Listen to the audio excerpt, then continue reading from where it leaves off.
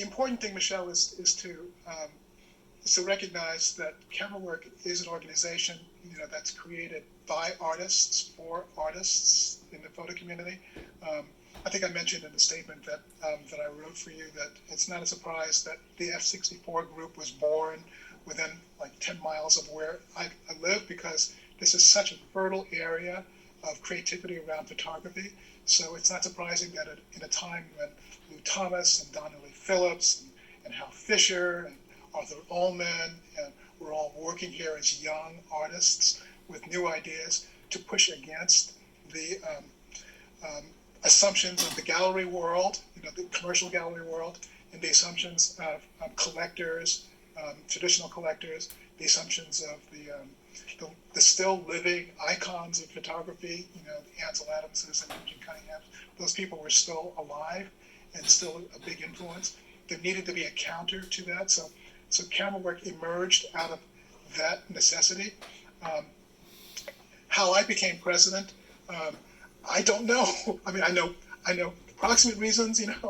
I know that Arthur Ullman said you should be president of this organization. I said, "What, me?" But it happened to be a time when the organization needed to make a really big transition from a kind of bootstrap organization that was actually run by all of the membership.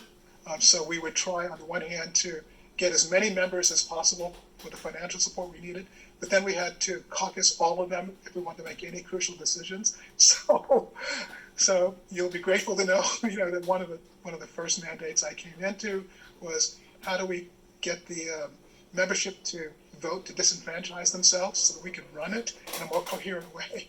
So I had, specific challenges like that in order to move it toward a vision of what a modern, functioning, art-run artist organization could be. We needed to create conventions like for example, portfolio reviews and the auction. I mean, we needed ways to make money.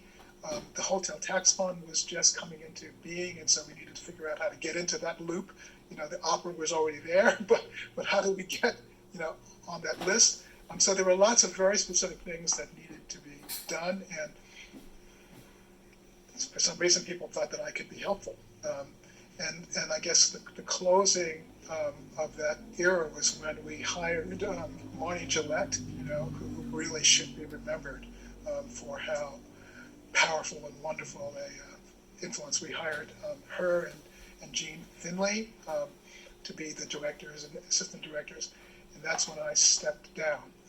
So when the organization coalesced to the point where it felt like it could stand on its own, we needed to find a new venue. That was another big challenge that Marty and I took on. And so, that era had those challenges, and now you have the challenges that belong to you. And I'm really happy to see that you're there, and be glad to help in any way that I can.